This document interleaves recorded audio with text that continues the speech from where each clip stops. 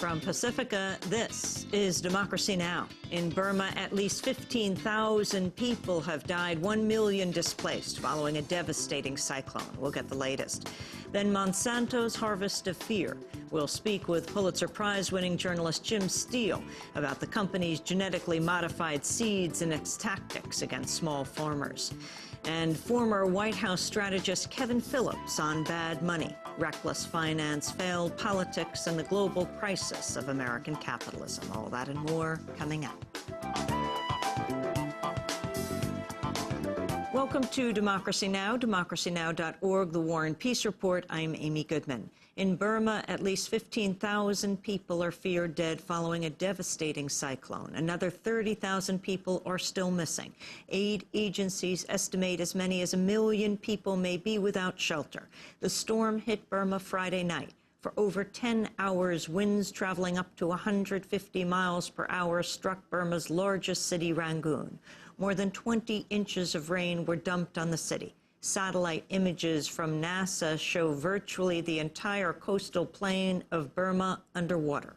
It was the largest cyclone to hit Asia since 1991, when 143,000 people died in Bangladesh.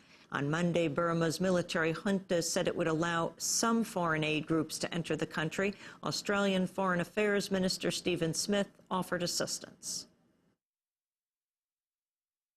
Whilst we have very grave difficulties with the regime in Burma, we have, over the period, been continuing to render modest humanitarian assistance directly to the people of Burma. So we stand ready, willing and able to assist in conjunction with the United Nations and the relevant agencies. In Washington, First Lady Laura Bush announced the U.S. government would send $250,000 in emergency aid. Meanwhile, President Bush is expected to sign legislation today awarding the Congressional Gold Medal to Burma's jailed pro-democracy leader Aung San Suu Kyi. On Saturday, Burma is scheduled to hold a controversial referendum to rewrite the nation's constitution. Exiled opposition activist So Aung of the National Council of Union of Burma urged the military junta to postpone the referendum.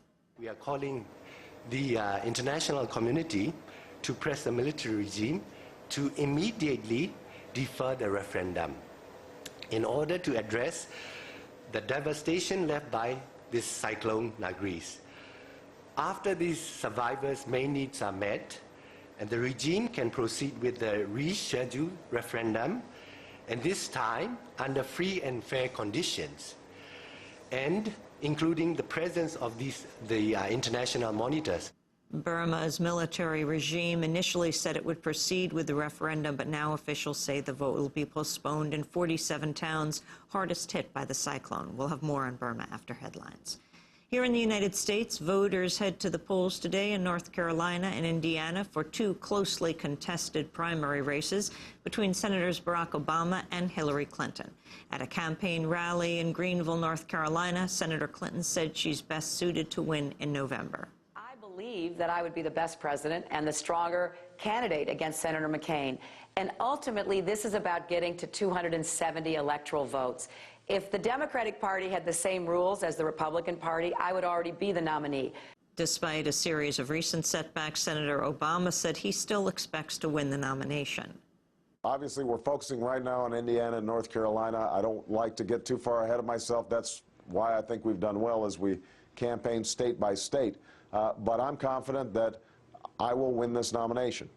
And I am confident that when I square off with John McCain, that we're going to have a serious debate about where this country needs to go. The New York Times is coming under criticism for publishing an article based solely on unnamed sources suggesting the Lebanese group Hezbollah is training Iraqi militants inside Iran. The article by Michael Gordon was published on Monday, one day after Iraqi government spokesperson Ali Dubah said Iraq had no hard evidence of Iranian support of insurgents in Iraq. John Stauber of PR Watch said Gordon's article is, quote, reminiscent of the horrendous errors of judgment and bad journalism committed by Michael Gordon, Judith Miller, and others at the New York Times who turned the paper into a conduit for phony stories that sold the war in Iraq. Retired Air Force Colonel Sam Gardner said he feels the article in Monday's Times is, quote, part of a strategic communications plan. Hours after the Times article was published, former UN Ambassador John Bolton appeared on Fox News and called for the U.S. strikes against Iran. He was interviewed by Jamie Colby of Fox News. This is a case where the use of military force against a training camp or to show the Iranians we're simply not going to tolerate this is really the most prudent thing to do. And then the ball would be in Iran's court to draw the appropriate lesson to stop harming our troops. Ambassador John Bolton, a good message to end on. Thank you very much. Thank you.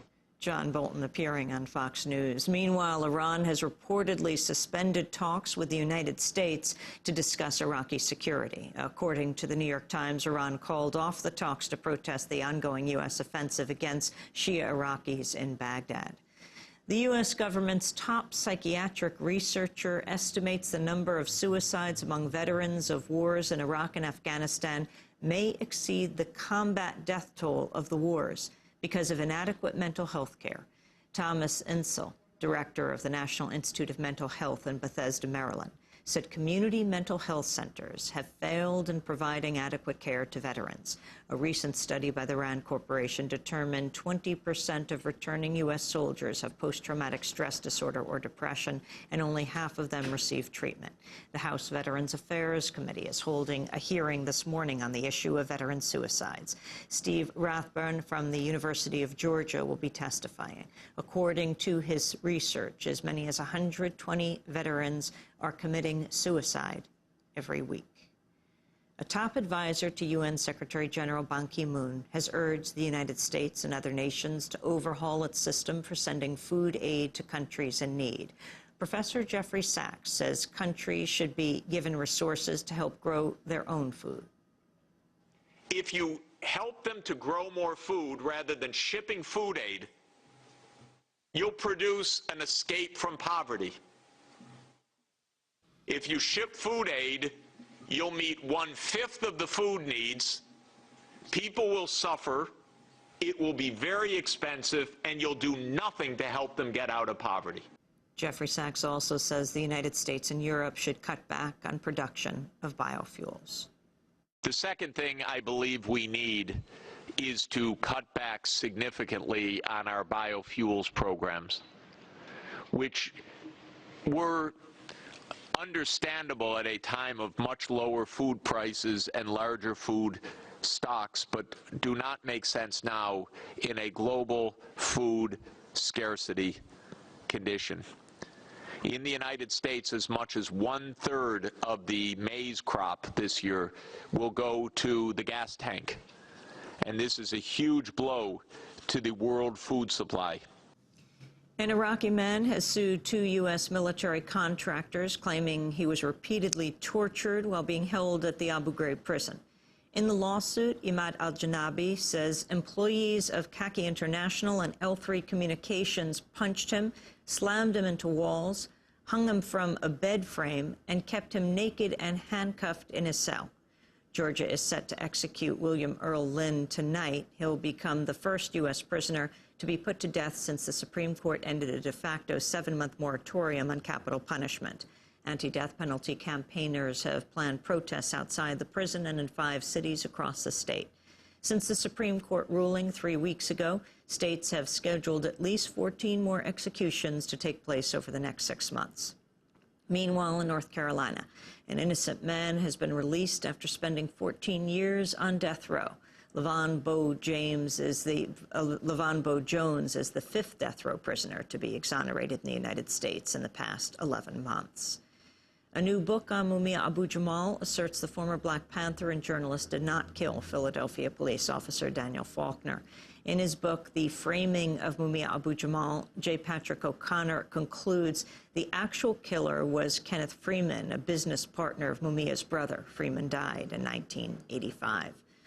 In other prison news, a coalition of groups in California are filing a lawsuit today to stop the state from borrowing $12 billion to build 53,000 new prison beds. The expansion is considered the largest prison construction in U.S. history. California has opened 23 new prisons in the past 23 years. Leading the opposition to the prison funding is the group Californians United for a Responsible Budget. And Mildred Loving has died at the age of 68. She and her husband made national headlines 4 decades ago when they successfully challenged Virginia's ban on interracial marriage. In 1967, the Supreme Court heard their case and struck down laws banning racially mixed marriages in at least 17 states. And those are some of the headlines. This is Democracy Now!, democracynow.org, The War and Peace Report. I'm Amy